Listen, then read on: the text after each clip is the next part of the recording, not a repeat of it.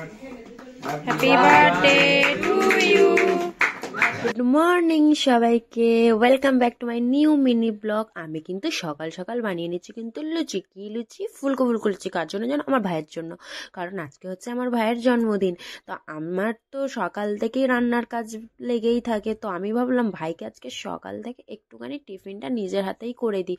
কারণ আমি হচ্ছে টিফিন করে হোম সার্ভিসের রান্নাটা করেই আমি বেরিয়ে যাবো একটা দরকারে। আমি কিন্তু সন্ধ্যের আগে ফিরতে পারবো না।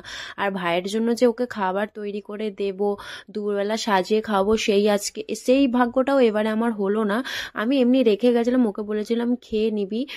তো আমার ভাই অনেকটা অনেকটা ভালো, অনেকটা বুদ্ধিমান, মানে ও গুছিয়ে সব কিছু করে নিতে পারে। তো ওর কিছু মনে হয়নি, ও সব কিছু করে নিয়েছিল। আমি বেরিয়ে গেছিলাম। তো ওখান থেকে ফেরার পথে আমি কেকের দোকানে গেছিলাম।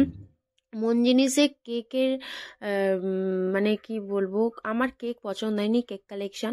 তারপরে চলে এলাম ব্রাঞ্চে অনেকগুলো কালেকশন ছিল। মন জিনিসে শুধু চকলেটের ওপর কালেকশন ছিল, কিন্তু চকলেট আমার ভাই অতটা পছন্দ করে না। মানে কেক সবসময় চকলেট আর ভালো লাগে না, সেই কারণে আমি ব্রাঞ্চে আসি। আর ব্রাঞ্চ হচ্ছে আমার সব থেকে, ব্রাঞ্চের কেক আমার খুব ফেভারিট লাগে, খুব ভালো। আর আমি ওখানে বসেছিলাম, কেক চুজ করছিলাম। তো এতগুলো কেক দেখার পর আমরা কিন্তু এই গ্রিনটা নিয়েছি। গ্রিনটা বললো নতুন লঞ্চ হয়েছে, সেই কারণে। তো কেক নিয়ে তারপর আমি বেরিয়ে গেলাম। টোটো ধরতে হবে। তো তার আগে আমি একটু জিয়ার কাছে যাচ্ছিলাম, জিয়ার সাথে দেখা করে আমি ঘরে যখন ফিরে দেখি আমার ভাই কিন্তু নিজেই বেলুন কিন্তু সাজিয়ে ফেলেছে। আর দেখো, একটা ছোট্ট বেলুনের জন্য বাচ্চারা আগে লজেস ঢুকিয়ে রাখতো, ওরকম আমার ভাই করেছে। তো এতটাই দায়িত্ববান যে কি বলবো, জানে যে আমার দিদির আসতে দেরি হবে, ওর বন্ধুরা যেহেতু আসবে, শুধু নিজেই ঘর সাজিয়ে নিল। মানে কতটা ভালো তাহলে ভাবো। তারপরে কেক কাটিং হচ্ছিল এখানে। ওর মানে জন্মদিন করা হয়নি সেরম ভাবে, শুধু ওর বন্ধু বান্ধব, ওর যত বন্ধুরা ছিল, ফ্রেন্ডরা, আমি বলেছিলাম তোর বন্ধুদেরকে ডাক, ও সেটাও কিন্তু ডাকছিল না। কারণ ও একটু ফ্যামিলির সবকিছু বোঝে, ব্যাপারটা বলছিল না আমি ডাকবো না। না, তোর বন্ধুদেরকে অন্তত ডাক। তো বন্ধুদেরকে ডেকে যেইটুকু করার হয় ছোট্ট করে একদম করা হয়েছে। ও ওইটাতেই খুশি, ব্যাস ওইটাই খুব ভালো লেগেছে আমার। ও নিজেই দেখো কত কিছু সাজিয়ে অ্যারেঞ্জ নিজে করেছে। তারপর আমার জয়ী এসে গেছিলো হঠাৎ করে, আমি বুঝতে পারিনি, আমার দিদা নিয়ে এসেছিলো। তো ওকে আমি একটু কেক খাইয়ে দিলাম। প্রত্যেকবার কি করি বলো তো, আমি যখন কেক কাটি না, আমার ভাই ক্যামেরা ধরে, ওই কারণে আমি ওকে কেক খাওয়াতে ভুলে যাই।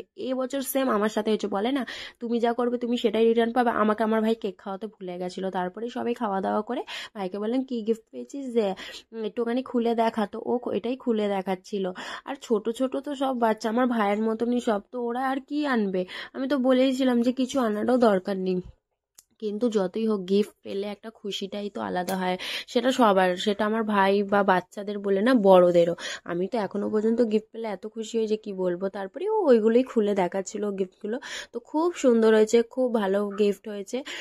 ওর তো খুব পছন্দ হয়েছে, ওর সব কটা গিফটই খুব পছন্দ হয়েছে। ও ইভেন যে গেঞ্জিটা পরেছিল সেটাও ওর খুব ভালো লেগেছে, আর ওটা ওর খুব খুব ভালো ফিটও হয়েছে।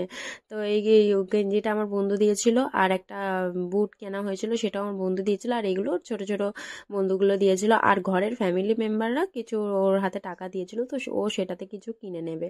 তো এই সকাল থেকে রাত অবধি আমি প্রচুর টায়ার্ড হয়ে গেছিলাম, কারণ বেশি কিছু আমি ভিডিও করতে পারিনি। আমার ফোনের ব্যাটারি লো হয়ে গেছিলো। আমি দিদির ফোনে কিছুটা করেছিলাম, বাইরে বেরিয়ে যতটা পেরেছিলাম। ভেবেছিলাম অনেক কিছু শেয়ার করব। তো যাই হোক, চলো আজকের মিনি ব্লগটা কিন্তু আমি এখানেই শেষ করব। কারণ দেখা হবে নেক্সট মিনি ব্লগে। তোমরা